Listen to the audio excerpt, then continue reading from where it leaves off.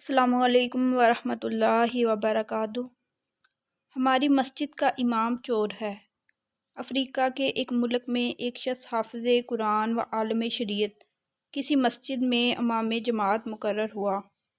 لوگ اس عالم کا بہت احترام کرتے تھے اور ہر شخص یہ چاہتا تھا کہ اس عالم کو اپنے گھر دعوت میں بلائے، خصوصاً رمضان المبارک میں۔ اسی سبب ایک مقتدی نے رمضان المبارک میں ان کو افطار میں اپنے گھر بلایا۔ عالم جی نے دعوت قبول کی اور افطار کے وقت اس مقتدی کے گھر پہنچے اور وہاں ان کا بہت شاندار استقبال کیا گیا۔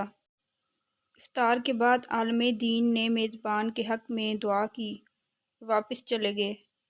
مقتدی کی زوجہ نے عالم کے جانے کے بعد مہمان خانے کی صفائی ستھرائی کی تو اسے یاد آیا کہ اس نے کچھ رقم مہمان خانے میں رکھی تھی، لیکن بہت تلاش کے باوجود وہ رقم اس عورت کو نہیں ملی اور اس نے اپنے شوہر سے پوچھا کہ کیا تم نے وہ رقم لی ہے؟ شوہر نے جواب دیا نہیں، اور پھر اس نے یہ بات شوہر کو بتا دی کہ مہمان کے علاوہ کوئی دوسرا فرد ہمارے گھر نہیں آیا اور ہمارا بچہ دوسرے کمرے میں تھا، اور جھولے میں رہنے والا اتنا چھوٹا سا بچہ چوری نہیں کر سکتا۔ بالآخر دونوں اس نتیجے پر پہنچے کہ رقم مہمان نے چوری کی ہے، اور یہ سوچتے ہوئے میزبان کے غم و غصے کی انتہا نہ رہی کہ ایسا کیسے ہو سکتا ہے کہ ہم نے اتنے عزت و احترام کے ساتھ اپنے گھر بلایا اور انہوں نے یہ غلط کام کیا۔ اس شخص کو قوم کے لیے نمونہ عمل ہونا چاہیے تھا، نہ کہ چور ڈکیت۔ غم و غصے کے باوجود اس شخص نے حیا کے مارے اس بات کو چھپا لیا، لیکن در عین حال عالم دین سے دور دور رہنے لگا تاکہ سلام دعا نہ کرنی پڑے۔ اسی طرح سال گزر گیا اور پھر رمضان المبارک آ گیا اور لوگ پھر اسی خاص محبت اور جوش و خروش کے ساتھ عالم دین کو اپنے گھروں میں افطار کے لیے بلانے لگے۔ اس شخص نے اپنی زوجہ سے کہا کہ ہمیں کیا کرنا چاہیے، مولانا صاحب کو گھر بلائیں یا نہیں؟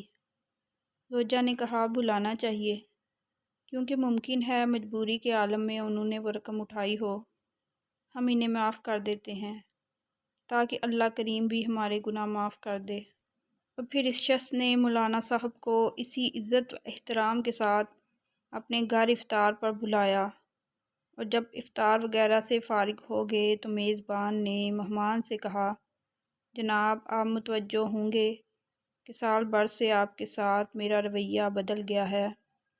عالم نے جواب دیا ہاں، لیکن زیادہ مصروفیت کی وجہ سے میں تم سے اس کی وجہ معلوم نہ کر سکا۔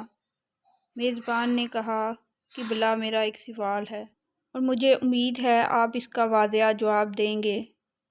پچھلے سال رمضان المبارک میں میری زوجہ نے مہمان خانے میں کچھ رقم رکھی تھی اور پھر وہ رقم اٹھانا بھول گئی، اور آپ کے جانے کے بعد ڈھونڈنے کے باوجود وہ رقم ہمیں نہیں ملی۔ کیا رقم آپ نے لی تھی؟ عالم دین نے کہا ہاں میں نے لی تھی۔ میزبان حیران پریشان ہو گیا اور عالم جی نے اپنی بات جاری رکھتے ہوئے کہا جب میں مہمان خانے سے جانے لگا تو میں نے دیکھا کہ کاؤنٹر پر پیسے رکھے ہوئے ہیں۔ چونکہ تیز ہوا چل رہی تھی اور نوٹ ہوا سے ادھر ادھر اڑ رہے تھے، لہٰذا میں نے وہ نوٹ جمع کیے اور میں وہ رقم فرش کے نیچے یا کہیں اور نہیں رکھ سکا کہ ایسا نہ ہو تم وہ رقم نہ ڈھونڈ سکو اور پریشان ہو جاؤ۔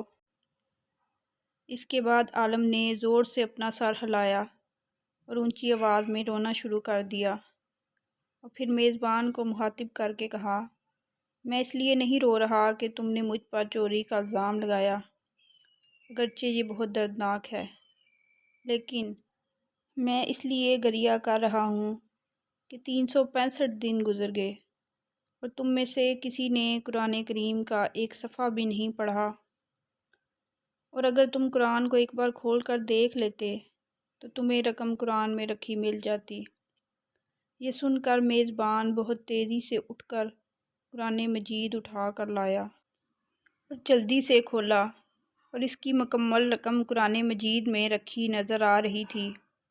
یہ حال ہے آج ہم مسلمانوں کا کہ سال بھر میں بھی قرآن نہیں کھولتے اور اپنے آپ کو سچا اور حقیقی مسلمان سمجھتے ہیں۔ یہ سبق آموز کہانی اچھی لگی ہے تو لائک اور شیئر ضرور کریں اور چینل کو سبسکرائب کرنا نہ بھولیں۔